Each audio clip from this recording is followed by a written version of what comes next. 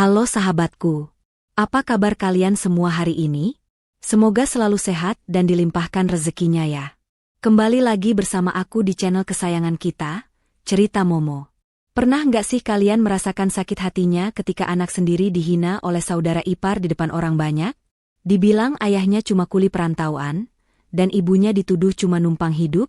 Nah, kisah hari ini dijamin bikin kalian gregetan sekaligus puas banget.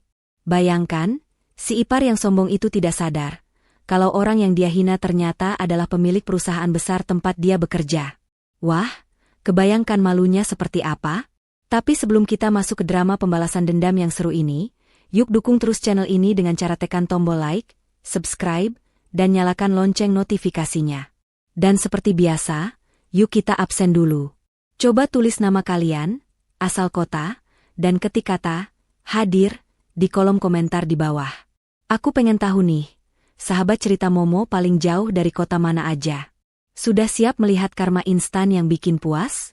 Langsung saja, kita masuk ke kisahnya. Suasana di rumah Ibu Mina malam itu begitu meriah. Lampu kristal gantung memancarkan cahaya keemasan, memantul indah pada deretan gelas kaca dan piring porselen yang tertata rapi di meja prasmanan.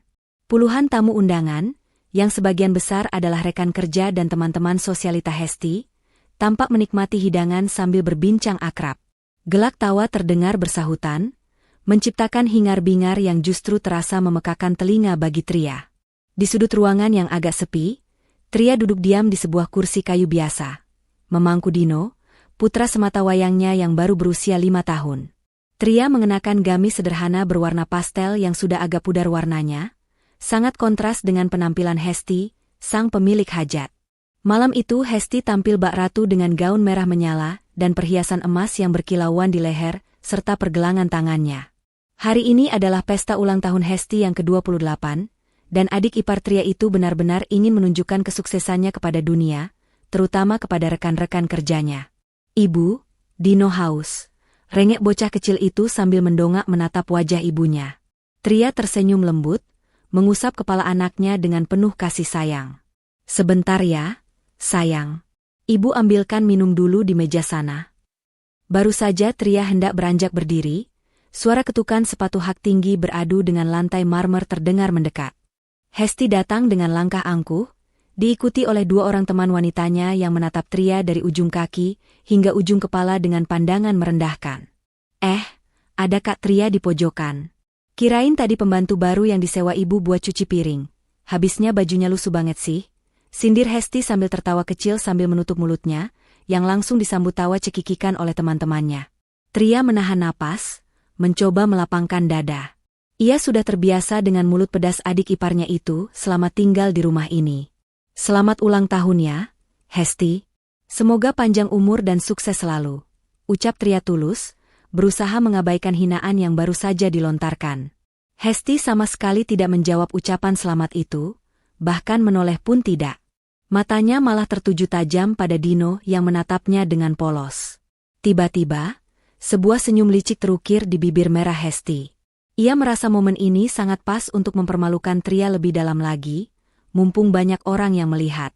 Hesti berjongkok di depan Dino, menyamakan tingginya dengan bocah itu. Ia memasang wajah yang dibuat-buat ramah, namun sorot matanya penuh ejekan. Suaranya sengaja dikeraskan agar tamu-tamu di sekitar mereka bisa mendengar percakapan itu. Dino, tante mau tanya dong, ayahmu kemana sih? Kok setiap ada acara keluarga nggak pernah kelihatan batang hidungnya? Tanya Hesti dengan nada keras. Dino yang belum mengerti situasi menjawab dengan jujur, ayah kerja, tante. Kata ibu, ayah sedang merantau cari uang buat Dino. Hesti langsung berdiri tegak dan tertawa keras. Tawa yang terdengar sangat menyakitkan di telinga Tria. Hesti menepuk tangan sekali, menarik perhatian lebih banyak tamu untuk melihat ke arah mereka. Merantau? Aduh, kasihan banget sih kamu, Dino, seru Hesti lantang. Bilang sama ayahmu, kalau merantau itu yang sukses dong. Biar bisa beli rumah sendiri buat anak istrinya.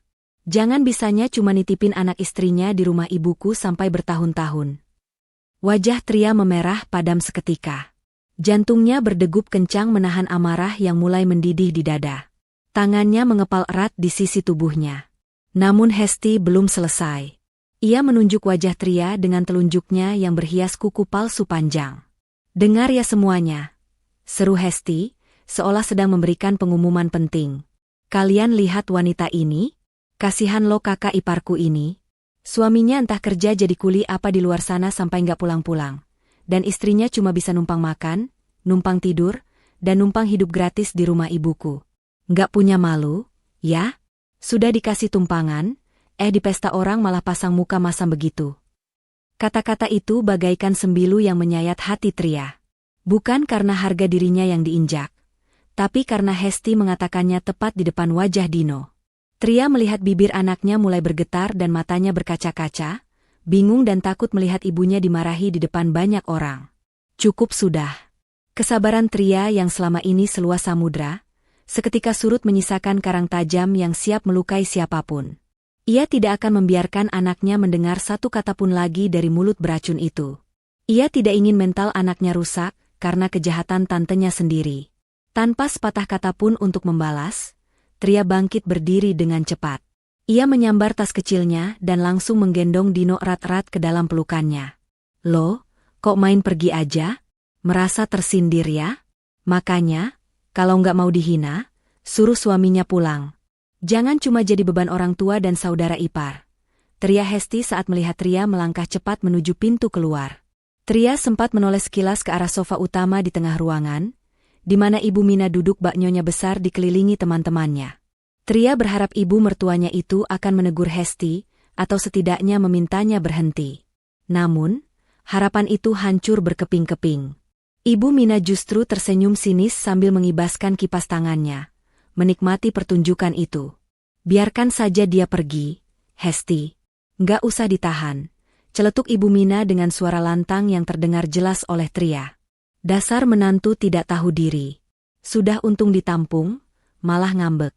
Paling besok pagi juga balik lagi ngemis minta beras, karena nggak punya uang buat makan anaknya." Gelak tawa kembali pecah memenuhi ruangan pesta. Air mata Tria jatuh menetes di pipi, tapi ia tidak mengusapnya.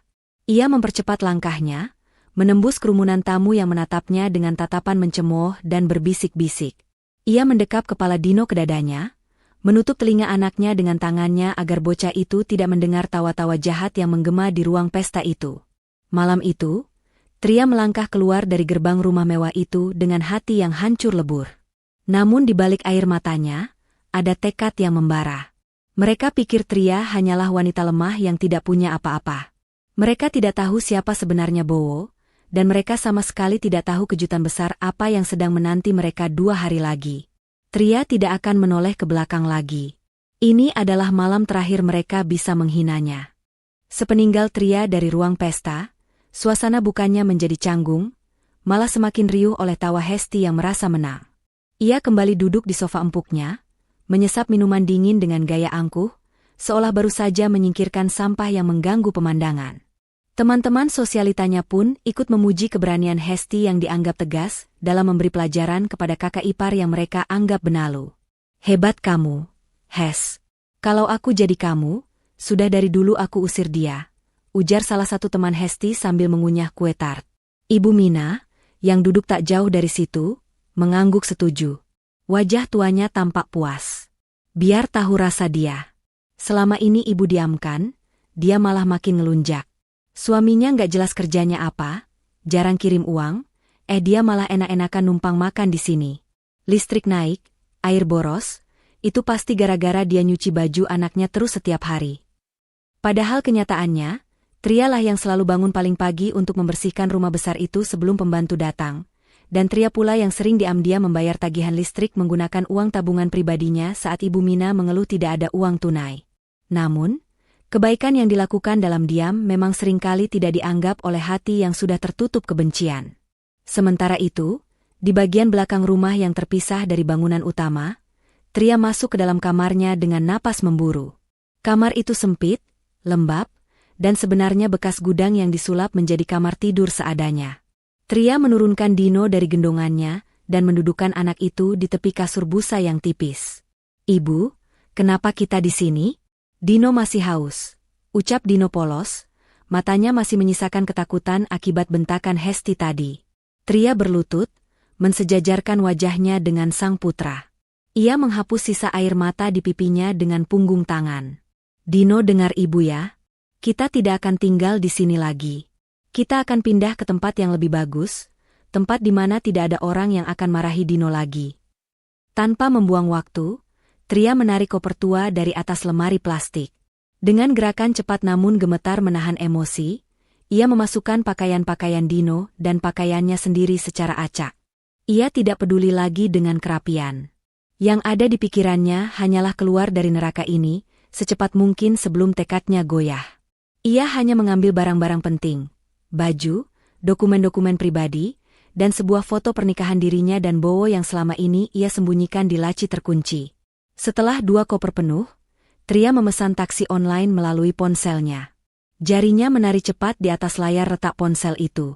Notifikasi pesanan diterima muncul, dan mobil akan tiba dalam 5 menit.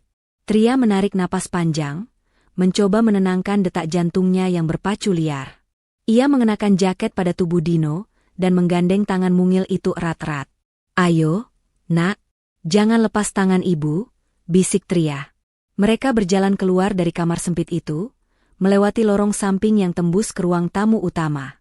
Pesta sudah mulai sepi, beberapa tamu sudah pulang, menyisakan Hesti, Ibu Mina, dan beberapa kerabat dekat yang sedang asyik membuka kado di ruang tengah. Suara roda koper yang bergesekan dengan lantai keramik membuat Hesti menoleh. Matanya membelalak kaget, lalu berubah menjadi tatapan mencemooh saat melihat Tria menyeret 2 koper besar dengan Dino yang berjalan tertatih di sebelahnya. "Wih, lihat tuh, Bu. Ada yang mau main drama kabur-kaburan," seru Hesti lantang, membuat semua orang di ruangan itu menoleh. Hesti bangkit dari duduknya dan berkacak pinggang, menghalangi jalan Tria. "Mau kemana kamu bawa-bawa koper segala? Mau minggat? Halah, paling juga cuma muter-muter komplek terus balik lagi nangis-nangis minta dibukain pintu," ejek Hesti sambil tertawa meremehkan. Ibu Mina tidak mau ketinggalan. Ia menatap menantunya itu dengan tatapan jijik.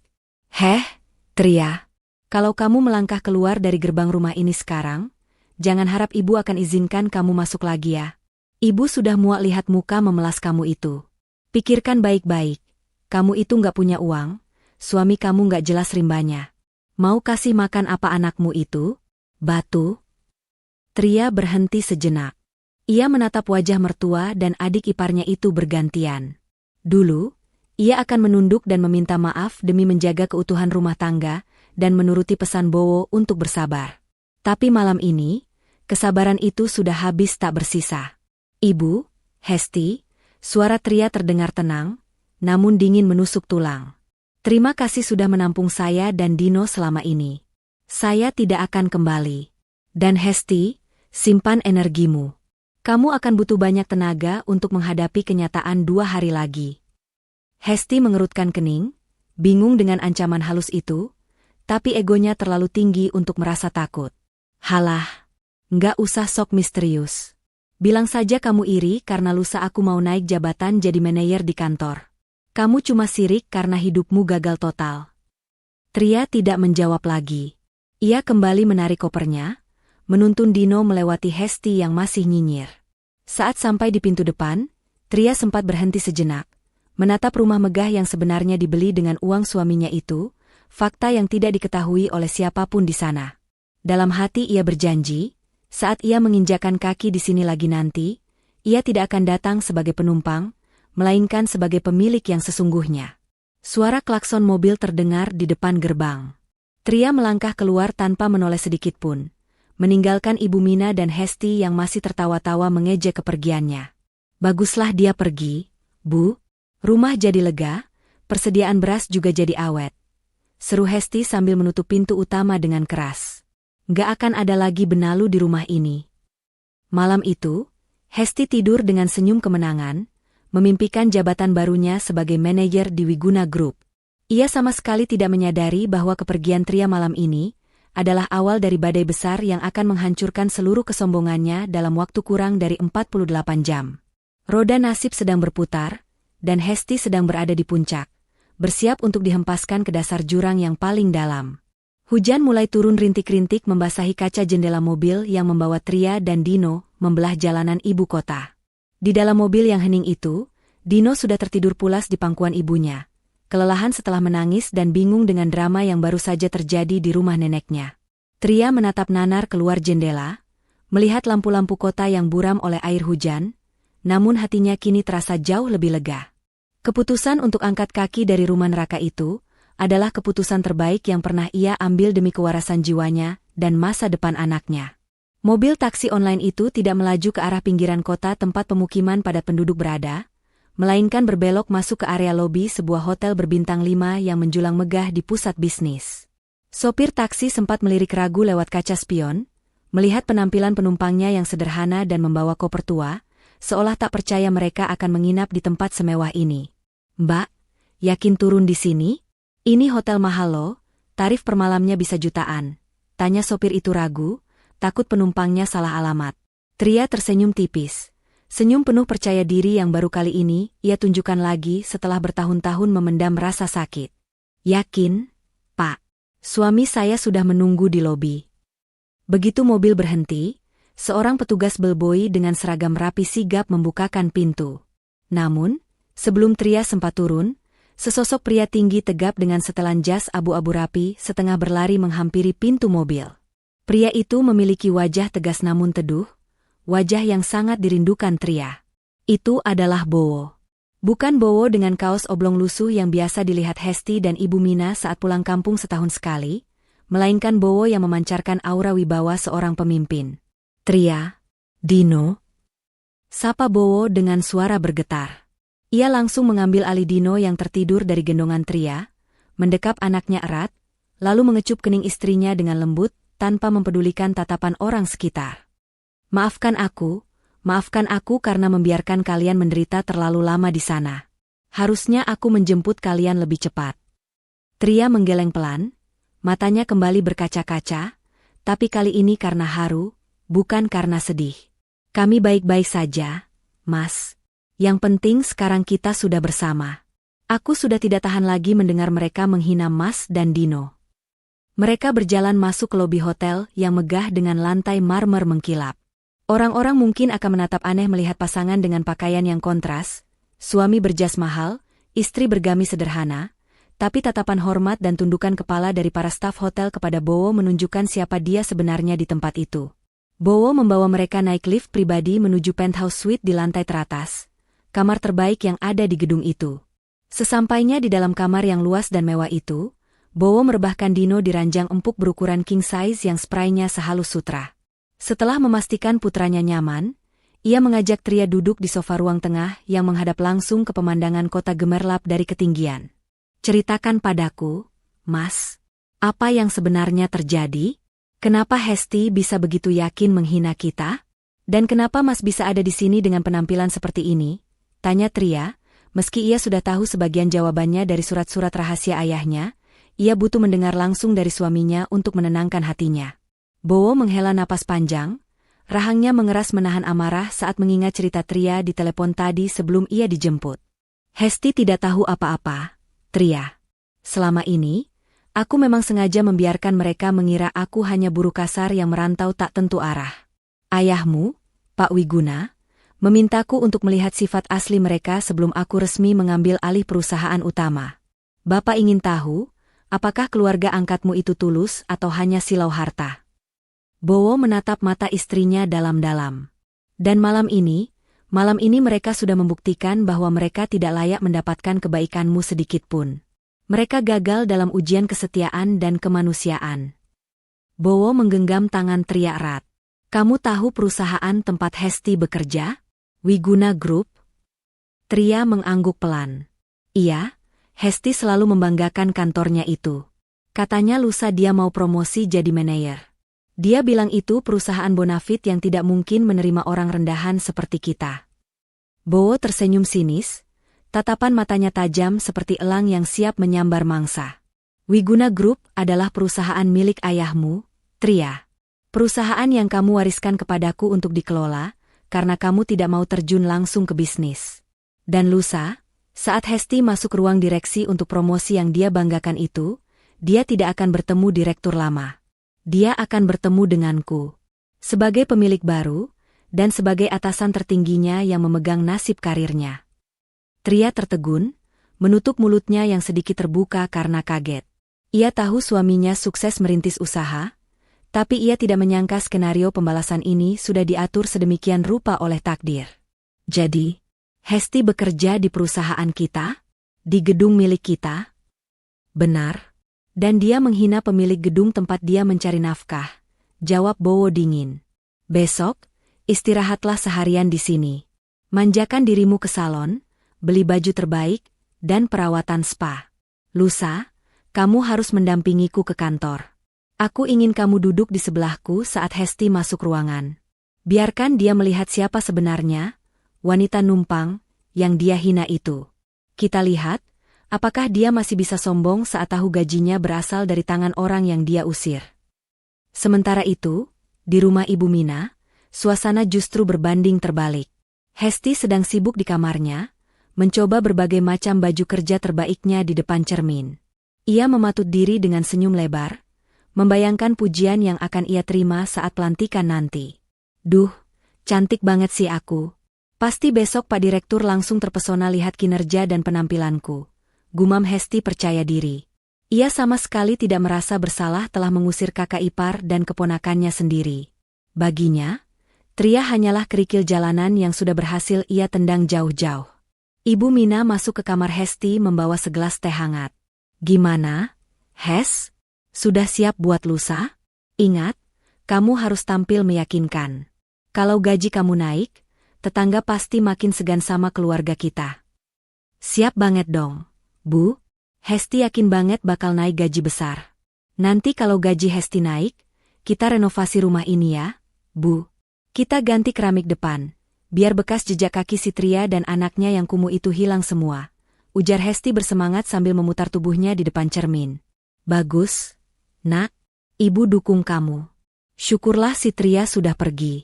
Tadi ibu cek kamarnya, sudah kosong melompong, bau apeknya juga perlahan hilang. Biarin aja dia luntang-lantung di jalan. Paling sekarang lagi nangis di pinggir ruko sambil dikerubungi nyamuk. Sahut Ibu Mina sambil tertawa kecil, merasa menang. Mereka tertawa bersama, terbuai dalam angan-angan kesuksesan semu. Mereka tidur nyenyak malam itu, tanpa sedikit pun menyadari bahwa di sebuah penthouse mewah, si Tria yang kumuh, sedang tidur di pelukan pemilik perusahaan yang akan menentukan mati hidupnya karir Hesti. Langit malam menjadi saksi bisu, bahwa kesombongan seringkali hanyalah awan gelap yang menutupi jurang kehancuran yang sudah menganga lebar di depan mata. Waktu terus berjalan, mendekatkan Hesti pada hari penghakiman yang tak akan pernah ia lupakan seumur hidupnya. Sinar matahari pagi menerobos masuk melalui celah ventilasi rumah Ibu Mina, membawa kehangatan yang menyambut hari baru. Namun, kehangatan itu tidak sebanding dengan rasa puas yang membuncah di dada Hesti. Ia bangun dengan perasaan yang luar biasa ringan. Tidak ada lagi suara rengekan Dino yang meminta susu, tidak ada lagi pemandangan Tria yang sibuk menyapu halaman dengan baju daster yang sudah pudar warnanya. Rumah terasa lebih hening, lebih bersih, dan menurut Hesti, lebih berkelas tanpa kehadiran kakak ipar dan keponakannya yang ia anggap benalu itu. Hesti keluar dari kamarnya dengan wajah sumringah, mengenakan blazer kerja terbaiknya yang baru saja ia ambil dari Binatu. Aromanya wangi semerbak, siap untuk menaklukkan dunia. Di ruang makan, Ibu Mina sudah menyeduh teh manis hangat. Pagi, Bu. Wah, segar sekali rasanya udara pagi ini. Rumah jadi terasa lega ya, Bu. Kalau nggak ada orang yang menuh-menuhin tempat, sapa Hesti sambil menarik kursi makan dengan kasar, menimbulkan bunyi berdecit yang nyaring. Ibu Mina tertawa kecil sambil menyodorkan piring berisi pisang goreng. Iya, Hes. Ibu juga merasa begitu. Biasanya jam segini si Tria itu lagi riweh di dapur bikin berantakan, atau si Dino lari-lari nggak jelas. Sekarang tenang, damai. Uang belanja juga jadi irit karena mulut yang dikasih makan berkurang 2. Hesti mengangguk setuju sambil mengunyah pisang gorengnya dengan lahap. Ia melirik jam tangan mahalnya, barang KW super yang ia beli dengan cara mencicil. Bu, doain Hesti ya. Hari ini Hesti harus tampil maksimal di kantor. Besok adalah hari penentuan promosi jabatan itu. Hesti harus memastikan semua pekerjaan beres hari ini biar besok saat menghadap direksi, Hesti nggak punya celah sedikit pun.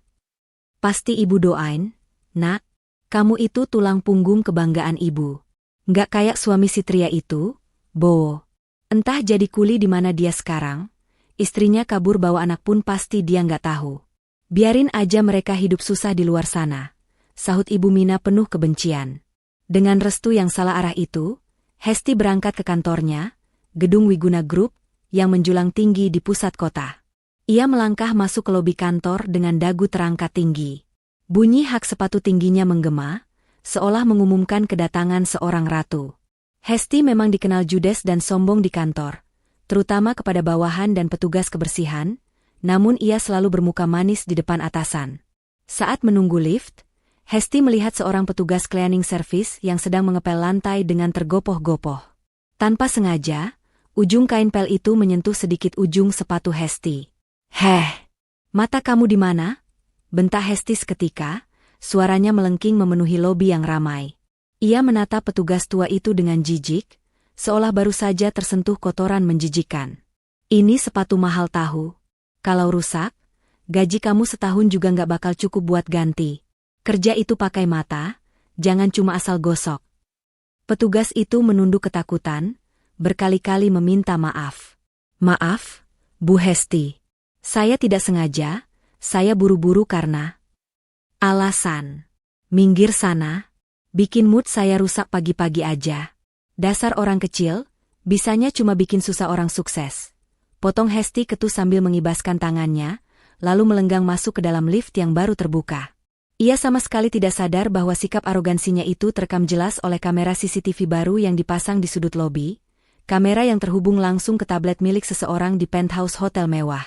Sementara itu, di tempat yang jauh berbeda, Tria sedang duduk di depan cermin besar sebuah salon eksklusif. Penampilannya sudah berubah 180 derajat. Rambutnya yang biasanya diikat asal-asalan kini tergerai indah, berkilau sehat setelah mendapatkan perawatan terbaik. Wajahnya yang dulu kusam dan lelah kini bersinar segar, memancarkan aura kecantikan alami yang selama ini tertutup debu penderitaan. Bowo berdiri di belakangnya, menatap pantulan istrinya di cermin dengan tatapan memuja. Ia meletakkan sebuah kotak beludru panjang di meja rias. "Bukalah," bisik Bowo lembut. Tria membuka kotak itu perlahan. Di dalamnya, terbaring sebuah kalung berlian dengan desain elegan yang sederhana namun memancarkan kemewahan yang tak terbantahkan. Tria menahan napas. "Mas, ini terlalu berlebihan." "Tidak ada yang berlebihan untuk ratuku yang sudah dihina sebagai gembel," jawab Bowo tegas. Ia mengambil kalung itu dan memasangkannya di leher jenjang Tria. Hesti bangga dengan barang-barang KW-nya dan merasa paling kaya sedunia. "Besok, biarkan dia melihat apa itu kelas yang sebenarnya. Kamu bukan lagi Tria si penumpang. Mulai detik ini, kamu adalah Tria Wiguna, putri pemilik gedung tempat dia mengais rezeki." Kembali ke kantor Wiguna Group, suasana di kubikel divisi Hesti terasa tegang namun penuh kasak-kusuk. Berita tentang pergantian kepemimpinan perusahaan sudah menyebar luas. Desas-desus mengatakan bahwa Pak Wiguna, sang pendiri, sudah resmi pensiun dan menyerahkan tahta sepenuhnya kepada ahli waris misteriusnya hari ini juga secara administratif. Bu Hesti," sapa salah satu staf junior dengan nada ragu. "Ibu sudah dengar belum? Katanya CEO baru kita orangnya sangat tegas loh. Kabarnya dia akan melakukan audit mendadak ke semua manajer sebelum pelantikan resmi besok." Hesti mendengus meremehkan sambil memoles ulang lipstiknya. "Ah, kalian ini terlalu banyak dengar gosip. Mau siapapun CEO-nya, kinerja saya kan paling bagus di divisi ini. Omset bulan lalu naik gara-gara tim saya. Kan? Jadi posisi saya aman. Malah saya yakin, CEO baru itu pasti akan langsung terkesan sama saya. Kalian itu yang harusnya takut, kerjanya lelet semua." Hesti begitu percaya diri. Ia merasa dunia berporos padanya. Siang itu, ia bahkan sempat mengunggah status di media sosialnya. Sebuah foto selfie di meja kerjanya dengan latar belakang tumpukan berkas, dengan caption yang menyindir, "Kerja keras bagai kuda demi masa depan cerah. Nggak kayak si Ono, bisanya cuma numpang dan lari dari kenyataan. Bye-bye benalu. Otwu jadi manajer." Ia tersenyum puas melihat like dan komentar teman-temannya yang mendukung. Hesti tidak tahu bahwa di lantai teratas gedung itu, di ruangan yang biasanya kosong, Bowo sudah duduk di kursi kebesarannya.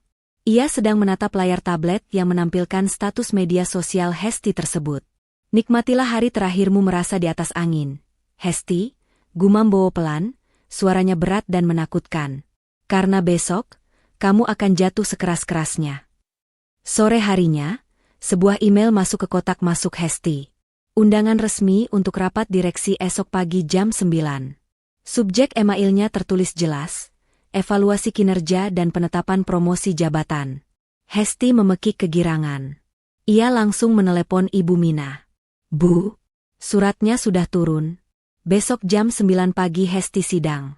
Doain ya Bu, ini pasti kabar baik. Hesti bakal jadi manajer. Serunya heboh.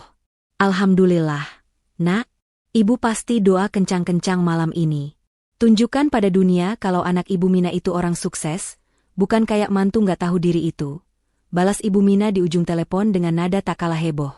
Matahari perlahan terbenam, menutup hari di mana kesombongan Hesti mencapai puncaknya.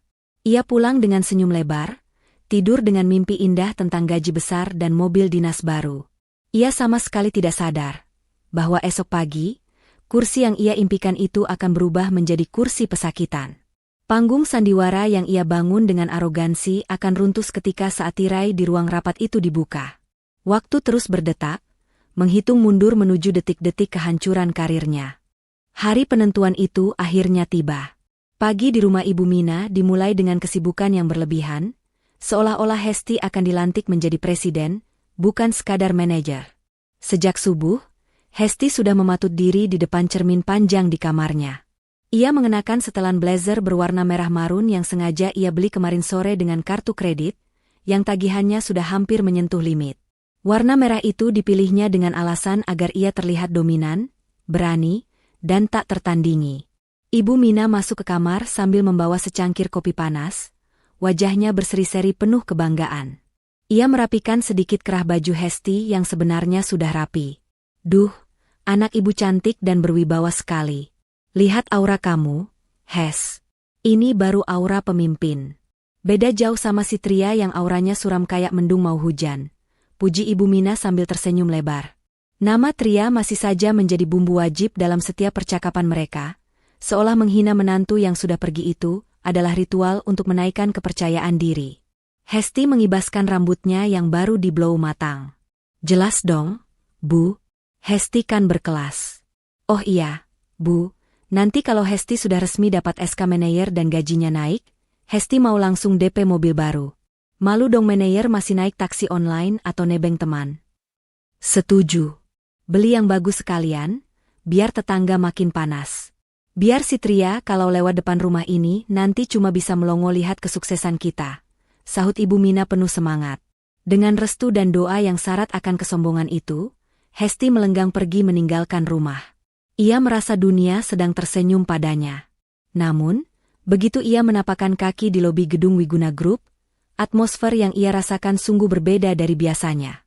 Jika biasanya lobi kantor dipenuhi suara sapaan ramah dan obrolan ringan para karyawan yang baru datang, pagi ini suasana terasa mencekam dan senyap. Para karyawan berjalan cepat dengan kepala tertunduk, berbisik-bisik pelan dalam kelompok-kelompok kecil.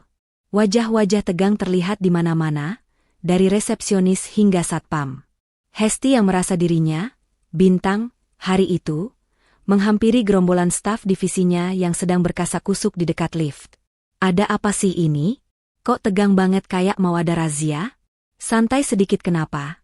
Tegur Hesti dengan nada tinggi yang khas. Salah satu staf, Rina, menoleh dengan wajah pucat. Bu Hesti belum tahu? Isunya pagi ini Pak Wiguna benar-benar tidak akan datang. Beliau mengirim perwakilan penuh. Dan kabarnya, pemilik baru ini sangat misterius. Tadi pagi ada memo mendadak yang bilang kalau seluruh jajaran direksi lama dirombak total semalam. Hesti tertawa meremehkan, suaranya menggema di lobi yang sunyi. Aduh, kalian ini parnoan banget sih. Direksi dirombak itu wajar dalam bisnis. Paling juga Pak Wiguna kasih jabatan ke anaknya yang lulusan luar negeri itu. Kalian gak usah takut. Selama kinerja kita bagus kayak saya, posisi pasti aman. Malah ini kesempatan buat cari muka sama bos baru. Tapi Bu, potong staf lain dengan ragu, dengar-dengar, bos baru ini datang membawa istrinya. Katanya istrinya yang pegang saham mayoritas sekarang. Mereka datang bukan lewat lobi umum, tapi lewat jalur VVIP di basemen. Kabarnya mereka sedang memeriksa rekaman CCTV lobi dari 2 hari yang lalu. Mendengar itu, alis Hesti sedikit berkerut. Rekaman CCTV? Untuk apa? Tapi sedetik kemudian ia mengibaskan tangannya acuh tak acuh. Ia teringat insiden kemarin saat ia memarahi cleaning service, tapi baginya itu hal sepele. Mana mungkin pemilik perusahaan sekelas Wiguna Group mengurusi masalah cleaning service? Ah, sudahlah. Jangan sebar gosip murahan. Bubar sana, kerja. Saya mau persiapan mental buat rapat jam 9 nanti. Jangan sampai ada yang ganggu saya. Perintah Hesti ketus, lalu melangkah angkuh menuju lift khusus yang membawanya ke lantai divisi pemasaran. Sementara itu, jauh di bawah tanah, di area parkir khusus direksi yang tertutup untuk umum, sebuah mobil sedan hitam mengkilap dengan plat nomor khusus baru saja terparkir sempurna. Pintu mobil terbuka, dan seorang sopir berseragam rapi membungkuk hormat. Bowo turun lebih dulu. Ia mengenakan setelan jas navy buatan desainer ternama Italia yang membalut tubuh tegapnya dengan sempurna. Wajahnya bersih, rahangnya tegas, dan tatapannya tajam penuh otoritas. Tidak ada lagi sisa-sisa, Bowo si perantau lusuh, dalam penampilannya. Ia berputar mengitari mobil dan membukakan pintu penumpang dengan lembut.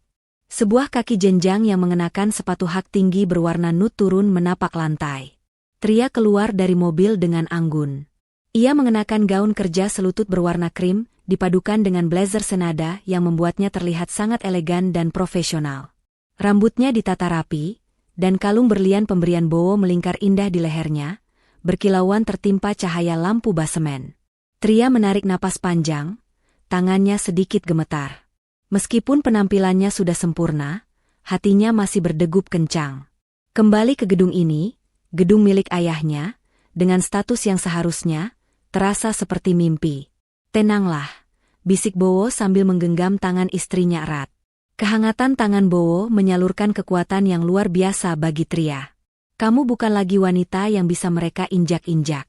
Kamu adalah ratu di gedung ini. Ingat bagaimana Hesti menghina Dino?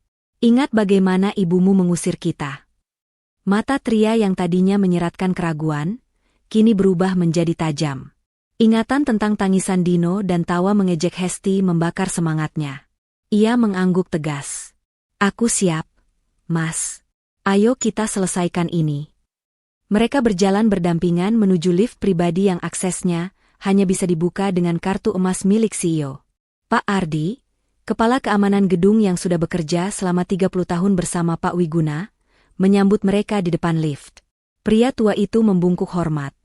Matanya berkaca-kaca melihat putri majikannya yang sudah lama menghilang. Selamat datang kembali, Mbak Tria. Maaf, Bu Tria. Dan Pak Bowo. Semua sudah siap di lantai atas. Jajaran direksi sudah berkumpul di ruang rapat. Menunggu instruksi Bapak dan Ibu, lapor Pak Ardi dengan suara bergetar haru. Terima kasih, Pak Ardi. Bagaimana dengan target kita? Tanya Bowo dingin. Ibu Hesti sudah berada di ruangannya, Pak. Jadwal dia menghadap direksi adalah pukul 9 tepat. Dia tidak tahu apa-apa, jawab Pak Ardi. Bowo tersenyum tipis, senyum yang tidak mencapai matanya. Bagus. Biarkan dia terbang setinggi-tingginya dulu, supaya jatuhnya nanti terasa sangat sakit. Lift berdenting halus, membawa mereka meluncur naik ke lantai paling atas, menembus puluhan lantai di mana ribuan karyawan sedang bekerja, termasuk Hesti yang sedang sibuk mematut diri terakhir kali. Di lantai divisinya, Hesti merapikan blazernya. Jam dinding menunjukkan pukul 8.55. Jantungnya berdebar gembira. Ia mengambil tas kerjanya, berjalan melenggang melewati rekan-rekannya. Doain ya, guys. Nanti kalau saya balik, panggil saya Bu Manager. Canda Hesti dengan percaya diri yang meluap-luap. Ia berjalan menuju lift, menekan tombol lantai teratas. Lantai eksekutif. Lantai para dewa di perusahaan itu. Hesti tersenyum menatap pantulan dirinya di dinding lift besi. Hesti, kamu memang hebat. Sebentar lagi, semua orang akan tunduk padamu. Pintu lift terbuka di lantai eksekutif. Lorong panjang berkarpet tebal menyambutnya. Suasana di sini sangat sunyi dan dingin. Hesti melangkah menuju pintu ganda besar dari kayu jati ukir, ruang rapat utama. Di sanalah nasibnya akan ditentukan. Ia tidak tahu bahwa di balik pintu itu, sepasang mata yang sangat ia kenal, dan ia benci, sudah menatap layar monitor CCTV yang menampilkan dirinya sedang berjalan mendekat dengan senyum kemenangan yang sebentar lagi akan luntur selamanya. Hesti berdiri di depan meja resepsionis lantai eksekutif dengan kaki yang diketuk-ketukan ke lantai berlapis karpet tebal. Ia merasa diperlakukan tidak adil. Seharusnya, sebagai calon manajer bintang, ia langsung dipersilakan masuk, bukan disuruh menunggu di lobi ruang tunggu seperti pelamar kerja biasa. Sekretaris direksi yang duduk di sana, seorang wanita parubaya dengan kacamata tebal, tampak tidak terkesan sama sekali dengan penampilan mentereng Hesti. Bu Hesti, silakan duduk dulu. Direksi sedang menyelesaikan pembicaraan internal. Nanti nama ibu akan dipanggil, ucap sekretaris itu datar, tanpa senyum sedikit pun. Hesti mendengus kesal, memutar bola matanya. Mbak, tolong sampaikan ke dalamnya, saya ini Hesti dari divisi pemasaran. Waktu saya berharga, banyak klien yang harus saya urus. Jangan lama-lama, ujarnya dengan nada memerintah. Sekretaris itu hanya mengangguk sekilas lalu kembali fokus pada layar komputernya, mengabaikan ocehan Hesti. Dengan wajah masam, Hesti akhirnya menghempaskan tubuhnya ke sofa kulit di ruang tunggu yang luas itu. Matanya menyapu sekeliling ruangan yang sangat mewah. Lukisan-lukisan abstrak bernilai ratusan juta tergantung di dinding, dan vas bunga setinggi pinggang orang dewasa menghiasi setiap sudut. Nanti kalau aku sudah jadi manajer, atau bahkan direktur, aku bakal pecat sekretaris judes itu, gumam Hesti dalam hati sambil mengeluarkan ponselnya, berniat uring-uringan pada Ibu Mina lewat pesan singkat. Namun, saat jempolnya baru saja hendak mengetik, mata Hesti menangkap pergerakan di ujung lorong, tepat di dekat pintu ganda ruangan VVIP, ruangan tempat ia akan disidang nanti. Seseorang sedang berdiri di sana, membelakangi Hesti, tampak sedang berbicara serius dengan seorang staf keamanan.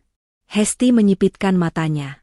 Sosok pria itu berpostur tegap, tinggi, dan bahunya lebar. Postur tubuh yang sangat familiar. Sangat mirip dengan Bowo. Jantung Hesti berdesir aneh. Nggak mungkin, batinnya. Ngapain si Bowo gembel itu ada di lantai eksekutif gedung Wiguna? Rasa penasaran mengalahkan gengsinya. Hesti berdiri dan berjalan perlahan mendekati sosok itu. Semakin dekat, semakin yakin ia bahwa punggung itu memang milik kakak iparnya yang selama ini ia hina. Namun, ada yang aneh. Pria itu mengenakan setelan jas yang terlihat sangat mahal. Bahannya berkilau halus tertimpa lampu lorong, sangat pas di badannya. Rambutnya pun tertata rapi, klimis, berbeda jauh dengan Bowo yang biasanya berambut agak gondrong dan kusam. Ah, paling jas sewaan atau bekas majikannya, pikir Hesti cepat, berusaha menepis ketidakmungkinan itu. Heh? Panggil Hesti dengan suara lantang, memecah kesunyian lorong eksekutif. Pria itu berhenti berbicara dengan staf keamanan, namun tidak langsung menoleh. Staf keamanan yang bersamanya, Pak Ardi, tampak kaget dan hendak menegur Hesti. Namun pria itu mengangkat sedikit tangannya, memberi isyarat agar Pak Ardi diam. Hesti semakin berani. Ia melangkah lebar dan berhenti tepat 2 meter di belakang pria itu. Ia berkacak pinggang, senyum mengejek kembali menghiasi bibirnya. Bowo, kan? Ngapain kamu di sini? Hah? Sergah Hesti tajam. Jangan pura-pura nggak dengar ya. Aku hafal banget sama punggung kamu yang biasa manggul karung beras itu. Pria itu masih diam, membelakangi Hesti. Hesti tertawa kecil, tawa yang penuh penghinaan. Wah, jadi ini kerjaan merantau kamu? Jadi cleaning service di kantor aku? Atau jadi office boy bagian antar minum? Hesti menggeleng-gelengkan kepalanya dengan gaya dramatis. Pantesan Tria kamu suruh kabur. Pasti kamu malukan kalau ketahuan sama aku? Sadar diri dong, W.O. Ini lantai eksekutif, area steril. Orang kaya kamu itu tempatnya di basement atau di gudang belakang. Nanti kalau karpet mahalnya kotor gara-gara sepatu murah kamu gimana? Hesti merasa puas sekali bisa melabrak iparnya di wilayah kekuasaannya. Ia membayangkan betapa malunya Bowo saat ini. Dengar ya, lanjut Hesti, suaranya makin meninggi. Mumpung belum ada bos besar, mending kamu turun sekarang lewat tangga darurat. Jangan bikin malu aku. Nanti kalau direksi baru tahu aku punya kakak ipar yang kerjanya cuma jadi pesuruh di sini, bisa jatuh wibawa aku sebagai manajer. Sana pergi. Hus. Hesti mengibaskan tangannya seolah mengusir lalat. Saat itulah, pria itu bergerak.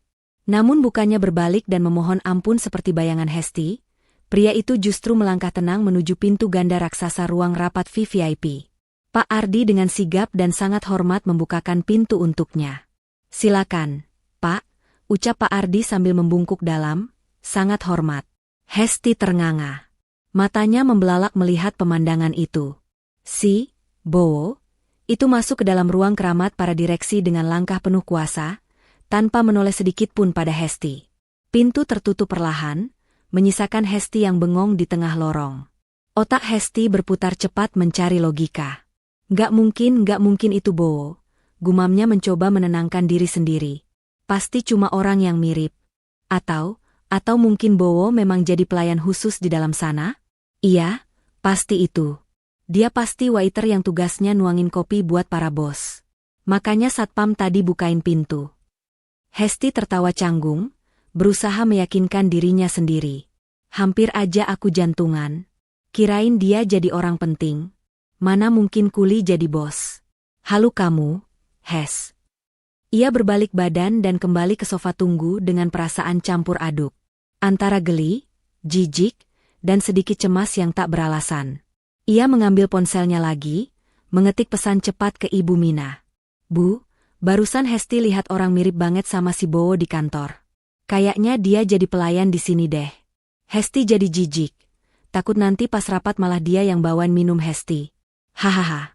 Nanti Hesti suruh satpam usir dia biar nggak ngerusak pemandangan. Belum sempat ia menekan tombol kirim, suara sekretaris Judes tadi terdengar memanggil namanya lewat pengeras suara, meski jarak mereka hanya beberapa meter. Ibu Hesti Anggraini. Silakan masuk. Direksi sudah menunggu Anda. Hesti tersentak kaget. Ia buru-buru memasukkan ponselnya ke dalam tas, merapikan blazernya, dan membusungkan dadanya. Waktunya telah tiba. Momen yang akan mengubah hidupnya menjadi lebih gemilang, begitu pikirnya. Oke, Hesti. Soume, bisiknya pada diri sendiri di depan cermin hias yang menempel di dinding. Ia menyunggingkan senyum terbaiknya, senyum yang sudah ia latih berjam-jam. Dengan langkah mantap, Hesti berjalan menuju pintu ganda yang tadi dimasuki oleh sosok yang ia kira pelayan itu. Pak Ardi, satpam yang tadi membukakan pintu untuk Bowo, kini menatap Hesti dengan tatapan yang sulit diartikan, campuran antara kasihan dan geli. Silakan masuk, Bu Hesti. Semoga beruntung, ucap Pak Ardi penuh arti saat membukakan pintu berat itu. Hesti tidak menjawab, ia hanya mengangguk-angkuh dan melangkah masuk. Udara dingin dari pendingin ruangan langsung menerpa wajahnya.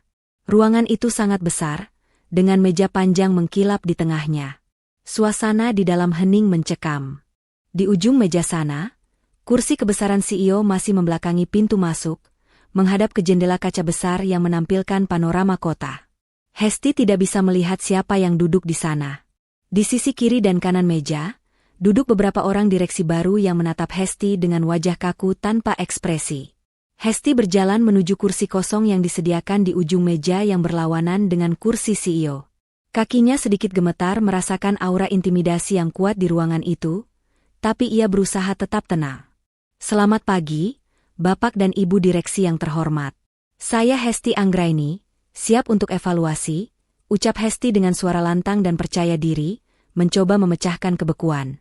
Tidak ada yang menjawab sapaannya. Hening. Hanya suara dengungan halus AC yang terdengar.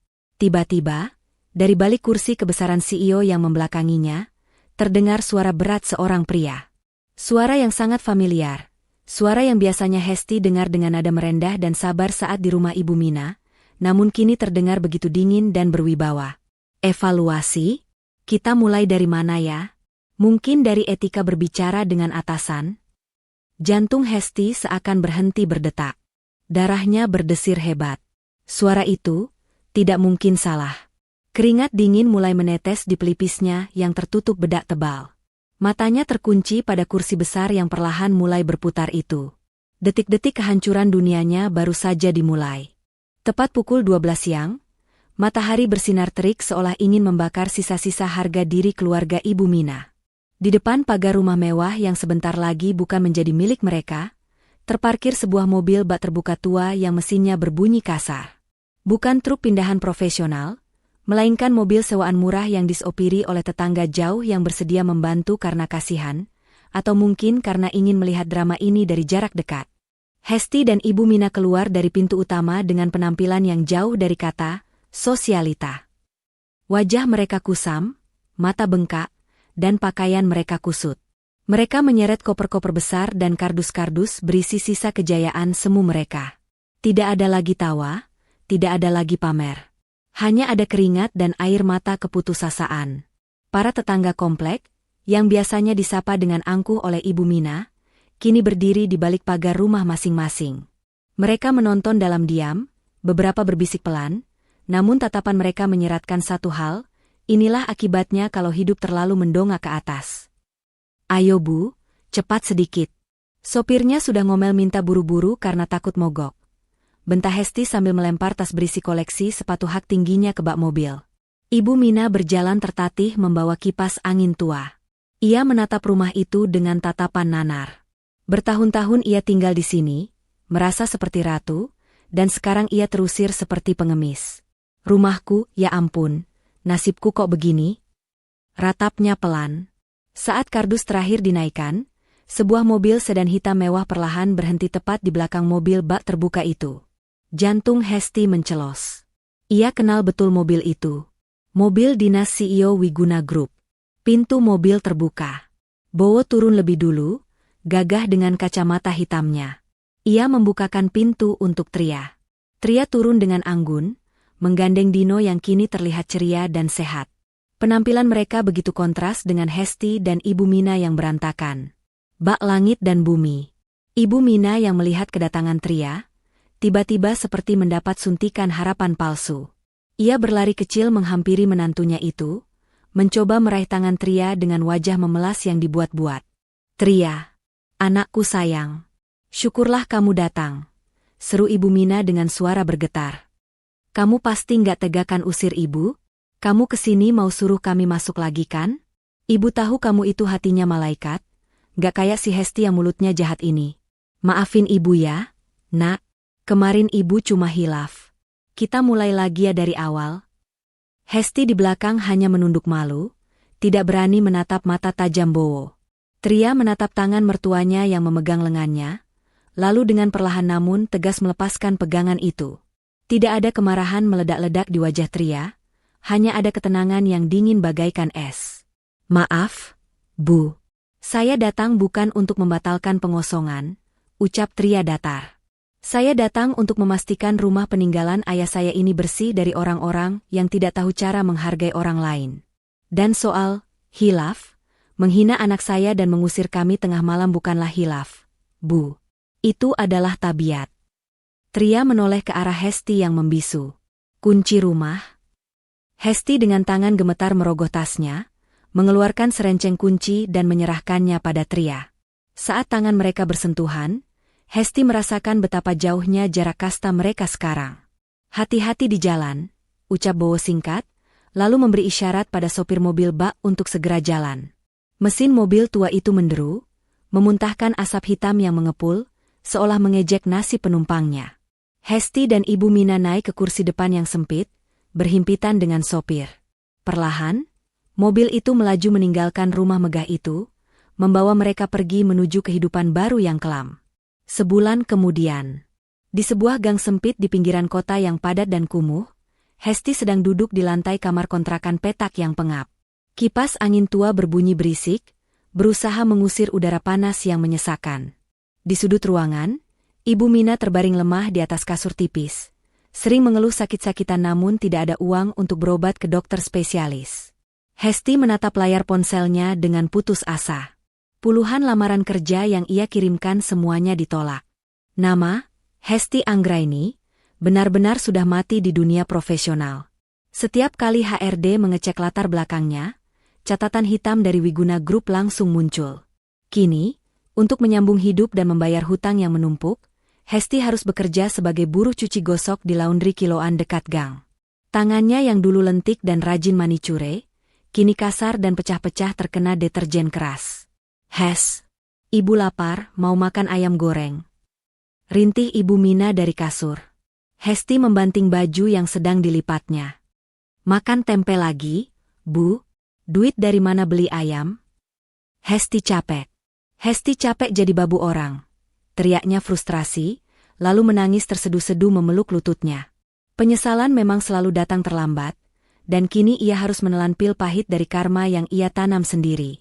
Sementara itu, di teras rumah mewah yang kini sudah direnovasi menjadi lebih asri, Tria dan Bowo sedang duduk menikmati teh sore, sambil melihat Dino bermain bola di taman yang luas.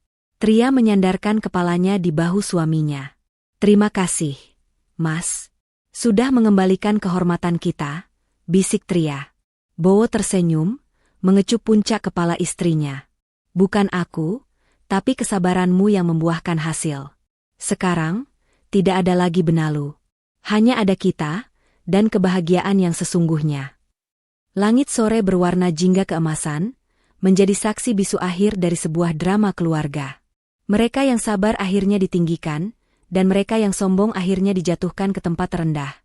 Belajar bahwa di atas langit masih ada langit, dan roda kehidupan tidak pernah berhenti berputar.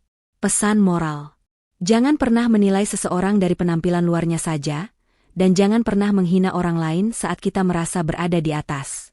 Karena kesombongan adalah awal dari kehancuran, dan kita tidak pernah tahu bahwa orang yang kita rendahkan hari ini, mungkin adalah orang yang memegang kunci masa depan kita esok hari. Waktu seakan membeku di dalam ruangan rapat VVIP yang dingin itu. Suara detak jam dinding terdengar seperti palu godam yang menghantam dada Hesti.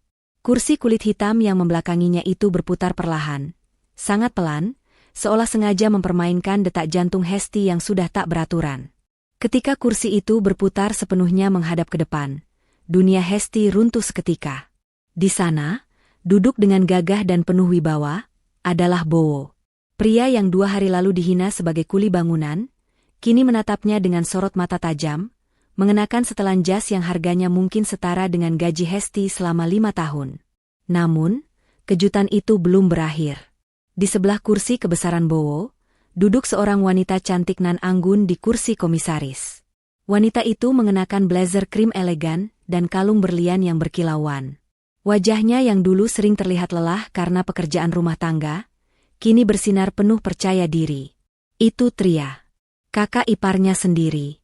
Mulut Hesti ternganga lebar, matanya melotot nyaris keluar. Kakinya lemas seketika, membuatnya terhuyung mundur dan harus berpegangan pada sandaran kursi di depannya agar tidak jatuh. Otaknya yang selama ini dipenuhi kesombongan menolak keras menerima kenyataan yang ada di depan mata. Mas Bowo? Mbak Tria?" Suara Hesti tercekat, keluar seperti cicitan tikus yang terjepit. Kalian ngapain di situ? Kalian gila ya?" Hesti tertawa histeris, tawa pendek yang terdengar sumbang dan penuh kepanikan. Ia menunjuk-nunjuk wajah Bowo dan Tria dengan jari gemetar. Turun kalian dari situ sekarang juga. Kalian mau cari mati yang menduduki kursi Pak Direktur? Kalau Satpam tahu, kalian bisa dipenjara. Pekik Hesti, suaranya memantul di dinding ruangan yang kedap suara. "Mbak Tria, jangan bikin malu aku. Cepat keluar sebelum bos asli datang. Kalian pikir ini tempat main drama? Cukup." Sebuah bentakan keras menggelegar dari sisi kiri meja. Pak Handoko, Direktur HRD yang terkenal paling galak seantero perusahaan, berdiri sambil menggebrak meja. Wajahnya merah pada menahan amarah melihat kelancangan Hesti. "Jaga sopan santun Anda, Saudari Hesti," bentak Pak Handoko. "Anda sedang berbicara di depan Bapak Direktur Utama dan Ibu Komisaris Utama pemilik Wiguna Group. Apa begini etika seorang calon manajer?" Hesti tersentak kaget, menatap Pak Handoko dengan wajah pucat pasi. "Apa? Pak Handoko bercanda kan? Mereka ini cuma saudara ipar saya yang numpang hidup. Pak, suaminya kuli, istrinya pengangguran. Mana mungkin mereka?" "Duduk." Satu kata itu keluar dari mulut Bowo. Nadanya rendah, tenang, namun memiliki aura perintah yang begitu kuat hingga membuat lutut Hesti menekuk otomatis. Ia jatuh terduduk di kursi pesakitan itu, tubuhnya gemetar hebat. Keringat dingin mulai membasahi punggungnya. Bowo mencondongkan tubuhnya ke depan, menumpukan kedua sikunya di atas meja mahoni yang mengkilap. Ia menatap Hesti lurus tepat di manik matanya. "Jadi, Hesti," ucap Bowo datar. "2 hari yang lalu, di pesta ulang tahunmu, kamu bertanya di depan semua orang, kemana ayah Dino merantau. Masih ingat?" Hesti menelan ludah yang terasa seperti batu kerikil. Lidahnya keluh. Ia ingin menjawab, tapi suaranya hilang entah kemana. "Saya jawab sekarang," lanjut Bowo, matanya menyipit tajam. "Saya merantau ke sini. Ke kursi ini. Membangun cabang perusahaan di luar pulau, memperluas kerajaan bisnis ayah mertua saya, Pak Wiguna, ayah kandung dari istri saya, Tria." Mata Hesti membelalak maksimal. Ia menoleh kaku ke arah Tria. Tria menatapnya dengan ekspresi datar yang menakutkan, jauh berbeda dengan Tria yang biasanya hanya diam saat dimaki. "Tria, anak Pak Wiguna?" gumam Hesti pelan, seolah nyawanya baru saja dicabut separuh. Tria tersenyum tipis, senyum yang membuat bulu kuduk Hesti meremang. Tria membuka sebuah map tebal di hadapannya, mengambil selembar kertas sertifikat tanah, dan meletakkannya di atas meja. "Kamu bilang aku cuma numpang di rumah ibumu, Hesti?" tanya Tria lembut, namun setiap katanya menusuk jantung. "Coba kamu lihat alamat yang tertera di sertifikat ini. Itu alamat rumah yang kalian tempati sekarang, kan?" Hesti menyipitkan mata, melihat kop surat sertifikat itu. Benar. Itu alamat rumah Ibu Mina. Dan di sana, tertulis jelas nama pemilik sah, Sutria Wiguna. Rumah itu aset ayahku yang dipinjamkan ke almarhum bapakmu dulu karena kasihan. Dan sekarang, aset itu sudah dibalik nama atas namaku. Jelas Tria tenang. Jadi selama ini, yang menumpang bukan aku, tapi kalian.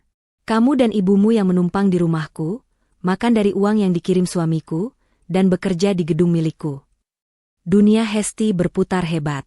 Lantai yang ia pijak seolah runtuh. Segala kesombongannya, segala hinaannya tentang benalu dan kuli, kini berbalik menghantam wajahnya sendiri dengan kekuatan 1000 kali lipat. Ia merasa mual. Ini nggak mungkin. Desis Hesti, air mata kepanikan mulai menggenang di pelupuk matanya. "Ibu nggak pernah bilang. Ibu bilang rumah itu warisan bapak. Ibumu terlalu gengsi untuk mengakui bahwa kalian hidup dari belas kasihan keluarga kami," potong Bowo dingin. Ia mengambil sebuah tablet, menyalakannya, dan memutarnya ke arah Hesti. Di layar tablet itu, terpampang rekaman CCTV lobi kantor pagi ini. Terlihat jelas Hesti sedang memaki-maki petugas kebersihan tua, menunjuk-nunjuk sepatu mahalnya, dan mendorong bahu bapak tua itu dengan kasar. Dan ini, suara Bowo semakin berat dan menekan. "Ini adalah kelakuan profesional yang kamu banggakan? Menghina orang tua hanya karena sepatumu tersentuh kain pel? Tahukah kamu, bapak yang kamu hina itu adalah paman saya yang sedang menyamar untuk memantau kinerja karyawan bawah." Bohong atau tidak tentang paman itu, Hesti tidak tahu. Yang ia tahu, ia sudah tamat. Wajahnya pucat seperti mayat. Ia meremas rok blazernya kuat-kuat hingga buku-buku jarinya memutih. "Mas Bowo, Mbak Tria, Hesti bisa jelaskan?" Hesti mulai tergagap, air matanya tumpah. Ego tingginya hancur berkeping-keping digantikan oleh rasa takut yang amat sangat. Hesti nggak tahu, sumpah Hesti nggak tahu kalau Mas Bowo itu bos. Kalau Hesti tahu, Hesti nggak bakal. "Kalau tahu apa?" potong Tria cepat. "Kalau tahu kami kaya, kamu akan baik? Kamu akan hormat? Jadi hormatmu itu hanya untuk uang? Bukan untuk manusia?" Tria berdiri dari kursinya, berjalan perlahan mendekati Hesti. Suara hak sepatunya menggema di ruangan sunyi itu. Ia berhenti tepat di samping kursi Hesti, membungkuk sedikit dan berbisik di telinga adik iparnya itu. "Ingat saat kamu bilang kasihan pada Dino karena punya ayah kuli? Sekarang, simpan rasa kasihan itu untuk dirimu sendiri. Karena sebentar lagi, kamu akan tahu rasanya menjadi orang yang benar-benar tidak punya apa-apa." Hesti gemetar hebat, isak tangisnya mulai pecah. Ia ingin bersimpuh, ingin memeluk kaki Tria, tapi tubuhnya terlalu kaku karena syok. Bowo menutup map di mejanya dengan suara brak yang keras, membuat Hesti terlompat kaget. Sidang evaluasi selesai, ucap Bowo final. Ia menoleh pada Direktur HRD. Pak Handoko, silakan bacakan keputusannya. Saya tidak mau membuang waktu saya lebih lama lagi untuk sampah seperti ini. Pak Handoko mengangguk tegas, membuka dokumen di tangannya. Hesti menatap mulut Pak Handoko dengan tatapan horor, menunggu vonis yang akan memisahkan kepalanya dari leher kesombongannya. Ruangan itu kini bukan lagi tempat promosi impian, melainkan ruang eksekusi bagi harga diri Hesti yang selama ini ia junjung setinggi langit. Pertengkaran hebat pun pecah di antara ibu dan anak itu. Suara teriakan dan makian mereka terdengar hingga ke jalan, menjadi tontonan gratis bagi para tetangga yang lewat. Mereka saling menyalahkan, saling tuding, membongkar aib masing-masing. Tidak ada lagi kekompakan saat menghina Tria dulu. Kini, saat badai datang, mereka justru saling memangsa satu sama lain. Sore itu, langit berubah mendung pekat, seolah turut menggambarkan nasib suram keluarga itu. Di tengah keributan mereka, Hesti melihat notifikasi di ponselnya yang retak. Sebuah pesan dari bank, transaksi gagal. Kartu kredit Anda diblokir. Dan satu lagi pesan dari grup WhatsApp tetangga yang lupa ia keluarkan, foto dirinya diseret satpam sudah tersebar luas dengan caption, karma instansi ratu sombong. Hesti melempar ponselnya ke sofa dan menangis meraung-raung. Ia baru sadar, ia telah kehilangan segalanya. Jabatannya, masa depannya, rumahnya, dan harga dirinya. Sementara di suatu tempat di luar sana, Tria dan Bowo pasti sedang duduk tenang menikmati kemenangan mereka, melihat dari jauh bagaimana kesombongan menghancurkan tuannya sendiri. Waktu 24 jam mulai berjalan mundur, detik demi detik mendekatkan mereka pada pintu keluar dari kehidupan nyaman yang selama ini mereka sia-siakan dengan rasa syukur yang nol. Suara bariton Pak Handoko memecah keheningan ruangan yang mencekam itu bagaikan petir di siang bolong. Ia berdaham singkat, membetulkan letak kacamatanya, lalu membacakan isi dokumen di tangannya dengan nada datar tanpa emosi, nada yang menandakan akhir dari segalanya bagi Hesti. Berdasarkan surat keputusan Direksi nomor 001 SKPHK WG 11 2025, tertanggal hari ini, memutuskan 1. Memberhentikan Saudari Hesti Anggraini dari seluruh jabatannya di Wiguna Group secara tidak hormat. 2. Mencabut seluruh fasilitas perusahaan yang melekat pada saudari. 3. Memasukkan nama saudari ke dalam daftar hitam Asosiasi Perusahaan Properti Nasional karena pelanggaran etika berat dan pencemaran nama baik pemilik perusahaan. Pak Handoko menutup map tersebut dan menatap Hesti tajam. Singkatnya, Anda dipecat detik ini juga. Dan dengan blacklist ini, saya pastikan tidak akan ada perusahaan bonafit lain yang mau menerima Anda bekerja, bahkan sebagai staf administrasi sekalipun. Hesti merasa sekelilingnya gelap. Telinganya berdengung hebat. Kata, dipecat, dan daftar hitam, terngiang-ngiang di kepalanya seperti mantra kematian. Tubuhnya yang tadi kaku karena syok, kini merosot jatuh dari kursi. Ia bersimpuh di lantai karpet tebal itu, kedua tangannya menangkup memohon ke arah Bowo. Hilang sudah harga dirinya, hilang sudah arogansinya. Yang tersisa hanyalah seorang wanita putus asa yang sadar bahwa hidup mewahnya baru saja dirampas paksa.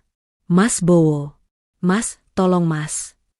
Raung Hesti, air matanya membanjiri pipi hingga melunturkan bedak mahalnya. Mas kan kakak ipar Hesti, masa mas tega pecat adik sendiri? Hesti minta maaf. Mas. Hesti hilaf. Hesti janji nggak bakal ulangi lagi. Tolong cabut surat itu, mas. Hesti punya banyak cicilan. Kalau dipecat Hesti bayar pakai apa? Bowo menatap Hesti yang sedang mengemis di kakinya dengan tatapan dingin, tak tersentuh sedikit pun. Ia justru memundurkan kursi kebesarannya, menjauhkan diri dari jangkauan tangan Hesti yang mencoba meraih ujung celananya. Adik, ulang Bowo dengan nada sinis yang menusuk. 2 hari yang lalu, saat kamu mempermalukan anak saya di depan orang banyak, apa kamu ingat bahwa saya ini kakakmu? Saat kamu mengusir istri saya di tengah malam, apa kamu ingat bahwa dia kakak iparmu? Bowo berdiri, menjulang tinggi di hadapan Hesti. Kamu berteriak lantang tentang profesionalisme tadi pagi, kan? Nah, ini adalah profesionalisme. Saya memecat karyawan yang tidak bermoral. Fakta bahwa kamu adik ipar saya, justru membuat dosa kamu 2 kali lipat lebih berat. Kamu menggigit tangan yang memberi kamu makan. Hesti beralih merangkak ke arah Tria, berharap hati sesama wanita akan lebih lunak. Ia mencoba memegang kaki Tria. Mbak Tria, Mbak kan baik. Mbak Tria sayang sama ibu kan? Kalau Hesti dipecat, nanti siapa yang kasih makan ibu? Mbak? Kasihan ibu, Mbak. Tolong Hesti. Hesti rela deh kalau nggak jadi manajer. Jadi staf biasa juga nggak apa-apa asal jangan dipecat. Tria menarik kakinya mundur perlahan. Ia menatap Hesti dengan pandangan iba, namun bukan iba karena kasihan, melainkan iba melihat betapa menyedihkannya manusia yang gila hormat saat topengnya dilepas. Simpan air matamu, Hesti. Percuma, ucap Tria tegas. Soal ibu, kamu tidak perlu khawatir. Justru karena aku sayang ibu, aku harus menghentikan kegilaan ini. Uang haram hasil kesombonganmu itu tidak akan membawa berkah buat ibu. Dan asal kamu tahu, cicilan-cicilan gaya hidupmu itu bukan urusan perusahaan. Itu urusan gengsimu sendiri yang terlalu tinggi. Tria menoleh ke arah pintu. Pak Ardi, silakan laksanakan tugas Bapak. Pintu ruangan terbuka lebar. Pak Ardi, kepala keamanan yang tadi pagi diremehkan Hesti, masuk bersama 2 orang petugas keamanan wanita berbadan tegap.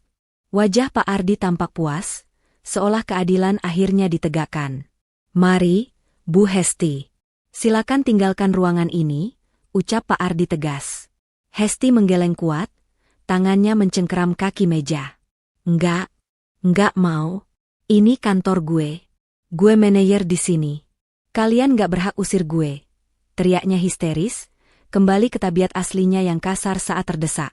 Namun tenaga 2 petugas keamanan wanita itu jauh lebih kuat. Mereka menarik paksa Hesti berdiri, memegangi kedua lengannya, dan menyeretnya keluar dari ruang rapat VVIP.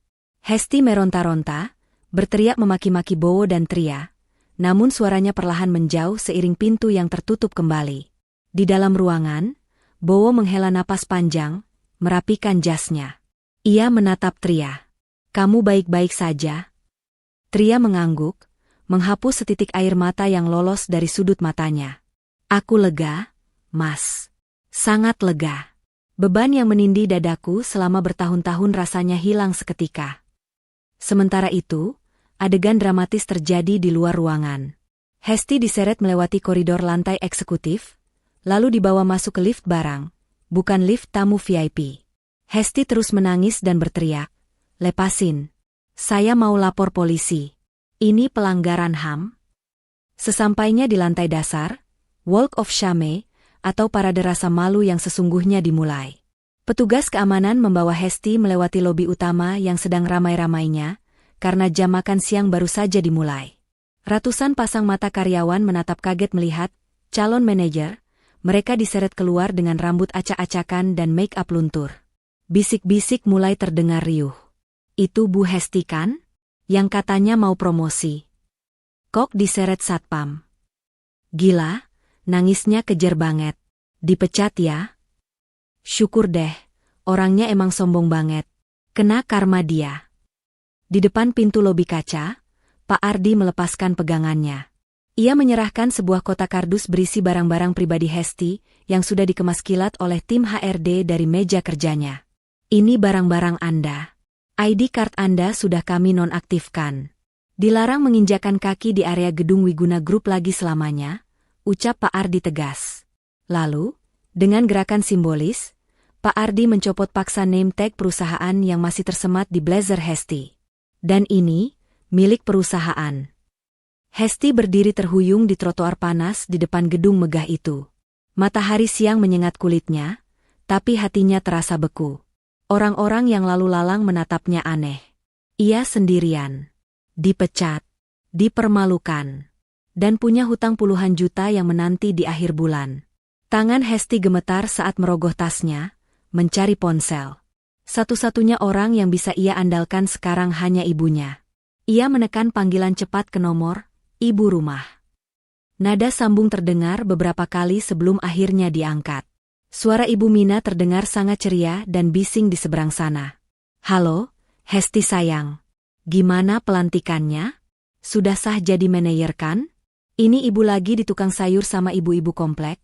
Ibu lagi traktir mereka gorengan nih buat syukuran kamu. Mereka semua nitip salam buat Bu Manajer baru. Seru Ibu Mina dengan bangga, suaranya terdengar jelas karena Hesti tidak sengaja mengaktifkan loudspeaker. Mendengar suara ibunya yang begitu bahagia membanggakan dirinya, pertahanan Hesti runtuh total. Ia jatuh terduduk di aspal trotoar, meraung keras sambil memeluk kardus barangnya. "Ibu, tolong Hesti, Bu. Hesti hancur. Bu, Hesti dipecat. Hesti diusir." Tangis Hesti pecah, suaranya menyayat hati siapapun yang mendengar, kecuali mungkin bagi mereka yang tahu betapa kejamnya mulut wanita itu 2 hari yang lalu. Di seberang telepon, suara riuh di tukang sayur mendadak hening. Ibu Mina terdiam 1000 bahasa, senyum bangganya lenyap seketika digantikan wajah pucat pasi, seolah darah di tubuhnya tersedot habis. Langit di atas mereka masih cerah, namun badai kehancuran keluarga itu baru saja dimulai dengan sambaran petir pertama. Ponsel di tangan Ibu Mina terlepas dan jatuh menghantam aspal jalanan kompleks, menimbulkan bunyi retakan yang cukup keras. Namun, wanita parubaya itu seolah tidak peduli. Tubuhnya mematung, wajahnya yang tadi merah merona, karena bangga kini pucat pasi seputih kertas. Suara tangisan histeris Hesti yang mengatakan, dipecat, dan diusir, masih berdenging menyakitkan di telinganya, seolah meruntuhkan dunianya dalam sekejap. Para tetangga yang tadi mengerumuni Ibu Mina demi mendapatkan gorengan gratis, kini saling berpandangan. Suasana yang tadinya riuh penuh pujian palsu berubah menjadi senyap dan canggung. "Kenapa, Bu Mina? Kok pucat begitu?" "Hesti kenapa?" tanya Bu RT yang berdiri paling dekat, meski nada bicaranya terdengar curiga, bukan khawatir. Bibir Ibu Mina bergetar hebat. Ia tidak sanggup menjawab. Bayangan Hesti menjadi manajer, mobil baru, dan renovasi rumah yang sudah ia gembar-gemborkan ke seluruh penjuru kompleks kini, menguap begitu saja menjadi asap. Tanpa mempedulikan ponselnya yang layarnya retak, Ibu Mina memungut benda itu dengan tangan gemetar dan langsung berlari terbirit-birit pulang ke rumahnya, meninggalkan para tetangga yang langsung bergunjing heboh di belakang punggungnya. "Wah, jangan-jangan si Hesti bohong soal jadi manajer. Tadi saya dengar suara nangis-nangis. Katanya dipecat ya." "Halah, makanya jangan sombong dulu. Kualat itu sama menantu yang diusir kemarin." Sesampainya di rumah, Ibu Mina mondar-mandir di ruang tamu seperti setrikaan rusak. Jantungnya berdegup tak karuan. Tak lama kemudian, sebuah taksi berhenti di depan pagar. Hesti turun dengan penampilan yang mengenaskan. Matanya bengkak, rambutnya acak-acakan, dan ia menyeret kardus barangnya dengan langkah gontai. Blazer merah marun yang tadi pagi ia pakai dengan bangga, kini tampak kusut dan kotor terkena debu jalanan saat ia jatuh di trotoar tadi. Begitu Hesti masuk ke ruang tamu dan membanting kardusnya ke lantai, Ibu Mina langsung menyergapnya dengan rentetan pertanyaan panik, bukannya pelukan menenangkan. "Hesti, apa maksudnya dipecat? Kamu jangan bercanda. Ibu sudah bilang ke semua orang kalau kamu jadi manajer. Mau ditaruh di mana muka ibu, Hes?" jerit Ibu Mina histeris, mengguncang bahu anaknya. Hesti menepis tangan ibunya kasar. Ia menatap Ibu Mina dengan tatapan nyalang penuh emosi. "Ibu cuma peduli sama muka ibu." Hesti hancur. "Bu?" Hesti dipermalukan di depan satu kantor. Diseret satpam kayak maling. Dan ibu tahu siapa yang pecat Hesti? Tahu siapa pemilik Wiguna Group sebenarnya? Ibu Mina terdiam, bingung melihat kemarahan anaknya. Siapa?" "Bowo, Bu." "Mas Bowo," teriak Hesti frustrasi sambil menjambak rambutnya sendiri. "Mas Bowo itu bukan kuli. Dia pemilik baru perusahaan. Dan Mbak Tria itu anak kandung Pak Wiguna, pemilik asli gedung itu. Kita selama ini menghina singa tidur. Bu, sekarang mereka bangun dan menerkam kita sampai mati." Ibu Mina terhuyung ke belakang, lututnya lemas hingga ia jatuh terduduk di sofa. Mulutnya menganga tak percaya. Bowo? Tria? Orang kaya? Nggak mungkin mereka kan gembel." "Kenyataannya begitu, Bu, dan yang lebih parah lagi."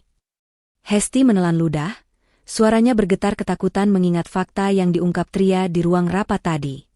Rumah yang kita tinggali ini, ternyata bukan warisan Bapak. Ini rumah atas nama Mbak Tria. Bapak cuma dipinjemin, Bu. Dan sekarang sertifikatnya ada di tangan Mbak Tria. Belum sempat Ibu Mina mencerna kabar buruk yang bertubi-tubi itu, suara klakson mobil terdengar dari depan rumah.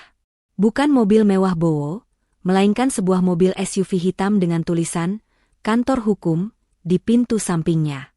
Dua orang pria berseragam batik rapi turun dari mobil, membawa map tebal. Mereka mengetuk pintu rumah yang masih terbuka lebar itu dengan sopan namun tegas. "Selamat siang. Apakah benar ini kediaman Ibu Mina dan Saudari Hesti?" tanya salah satu pria itu. Ibu Mina dan Hesti saling berpandangan dengan tatapan horor. Hesti yang masih sesenggukan mencoba berdiri, meski kakinya gemetar. Iya. Ada apa ya, Pak?" Pria itu menyerahkan sebuah amplop coklat besar berlambang hukum. "Kami kuasa hukum dari Ibu Sutria Wiguna. Kami datang untuk menyampaikan somasi dan surat perintah pengosongan rumah." Pengosongan? Gagap Ibu Mina, wajahnya semakin memucat seolah darah berhenti mengalir. "Benar, Bu," jawab pengacara itu tegas. "Berdasarkan sertifikat hak milik yang sah, rumah ini adalah aset milik klien kami, Ibu Sutria. Klien kami memberikan waktu 1x24 jam bagi kalian untuk mengemasi barang-barang pribadi dan meninggalkan properti ini. Jika sampai besok siang rumah ini belum kosong, kami akan membawanya ke jalur hukum dan melakukan eksekusi paksa dengan bantuan kepolisian." "1 hari?" pekik Hesti. "Pak, ini gila. Kami mau tinggal di mana? Saya baru dipecat. Pak, kami nggak punya uang. Tolonglah kasih waktu sebulan atau seminggu." Pengacara itu menggeleng, wajahnya datar tanpa ekspresi. "Maaf, itu instruksi langsung dari pemberi kuasa. Klien kami mengatakan, 2 hari yang lalu saya dan anak saya diusir malam-malam tanpa persiapan, jadi waktu 24 jam itu sudah sangat bermurah hati." Pengacara itu meletakkan surat tersebut di meja tamu, lalu berpamitan. "Kami akan kembali besok jam 12 siang untuk mengambil kunci. Permisi." Sepeninggal pengacara itu, keheningan yang mencekam menyelimuti ruang tamu. Hesti dan Ibu Mina seolah baru saja dijatuhi vonis mati. Rumah ini adalah benteng terakhir kesombongan mereka, dan sekarang benteng itu pun runtuh. "Ini salah Ibu." Tiba-tiba Hesti berteriak, menuding wajah ibunya. "Coba kalau Ibu nggak ngejek Mbak Tria terus. Coba kalau Ibu nggak ngajarin Hesti buat benci sama mereka. Kita nggak bakal kayak gini, Bu. Sekarang Hesti nggak punya kerjaan. Nama Hesti di blacklist, dan kita jadi gelandangan. Hesti punya utang kartu kredit 50 juta, Bu. Bayarnya pakai apa?" Ibu Mina yang tak terima disalahkan, bangkit berdiri dengan wajah merah padam. "Kok nyalahin Ibu? Kamu yang mulutnya lemes. Kamu yang pamer-pamer mau jadi manajer. Kamu yang ngehina anaknya Tria di pesta. Kalau kamu kerja yang bener, nggak usah ngurusin hidup orang, kamu nggak bakal dipecat. Dasar anak nggak tahu diuntung. Ibu yang nggak tahu diri. Tiap hari minta dibeliin tas lah, gamis lah, padahal duit pas-pasan. Hesti kerja banting tulang buat tuhin gengsi Ibu." Balas Hesti tak mau kalah.